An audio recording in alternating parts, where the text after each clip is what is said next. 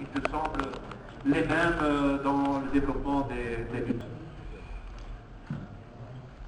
D'abord une réaction à ce que vient de dire Hans. Je partage l'idée que la construction des bases de la solidarité doit se faire dans des batailles ancrées sur le terrain. Si nous ne sommes pas forts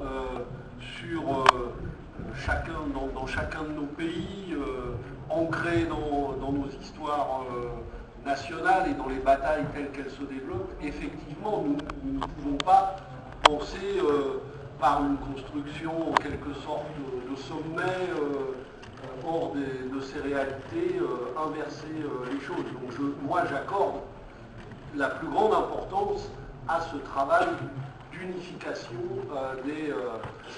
des travailleurs dans chacun de nos pays.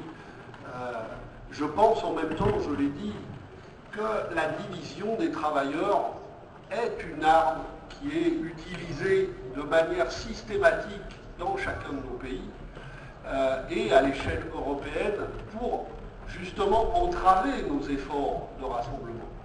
Et que nous devons, à mon avis, mais d'un même mouvement, travailler dans chacune de nos réalités nationales, mais nous donner de la force contre ces arguments qui opposent les travailleurs entre eux.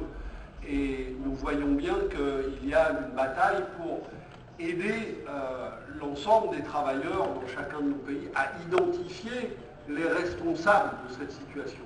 Quand on leur met sous le nez en permanence des boucs émissaires pour qu'ils ne frappent jamais ensemble ceux qui sont responsables et qui sont les grandes forces capitalistes, les grands financiers et toutes les forces qui poussent à des politiques de rentabilité tournées contre les acquis sociaux. Et on peut faire le tour d'Europe, et moi ça m'arrive régulièrement, et il faut la similitude des attaques qui sont menées contre les travailleurs saute aux yeux.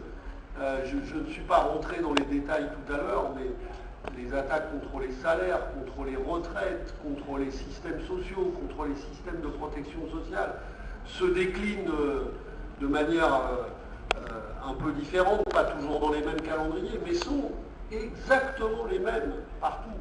Et nous voyons bien que nous serions plus forts à le mettre en évidence aux yeux des travailleurs de chacun de nos pays. Donc, pas de construction artificielle, mais un travail, oui, de solidarité concret, je pense, nous aiderait les uns et les autres dans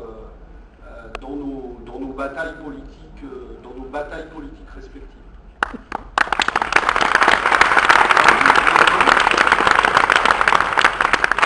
Je voudrais enchaîner ce que dit Pierre. Je pense qu'on a une évolution quand même ces dernières années vers une fusion de la politique effectivement européenne où je suis étonné aussi à quel point vraiment en termes de mois on est dans les mêmes mesures qui sont imposées, les mêmes séquences. Je dirais, en Belgique francophone, on a la particularité de pouvoir regarder le JT, la RTBF, je veux dire à 19h30, 19h30 et à 20h15 on a TF1.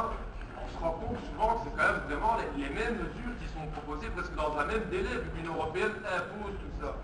Et je pense que de ce côté-là, il y a une importance de pouvoir, si on veut rendre espoir aux travailleurs, aussi d'avoir cette collaboration internationale, parce que aujourd'hui, le patronat utilise cet argument de la division pour pouvoir aussi rendre le désespoir du combat, en disant, écoutez, ça ne sert à rien que vous battez, de toute façon, dans les autres pays, on accepte de reculer. Quand on voit il y a quand même cet espoir qui est venu en France et aux Pays-Bas, on a eu le nom à la Constitution européenne, ça a amené le débat en Belgique aussi pour se dire, bah oui, mais une autre Europe est possible. Donc je crois qu'eux veulent nous organiser au niveau du patronat, au niveau de l'Union européenne, une spirale vers le bas, la spirale de la concurrence, qu'elle soit internationale ou au sein d'un même pays avec des autres nationalités qui viennent travailler chez nous. À nous, la gauche, de venir y imposer une Europe de la solidarité, une Europe de la collaboration et une Europe qui refuse cette spirale vers le bas du capitalisme pour aller à nouveau en avant vers une Europe sociale. Alors, on a très peu de temps pour le débat avec la salle. Donc, il y a quelqu'un qui va donner les micros, je vais désigner. Chacun, donc, s'il y a quelques personnes qui veulent poser des questions, on peut le faire, mais donc ce sera très court et essayez d'être concis et de préciser bien la question et à qui vous la posez.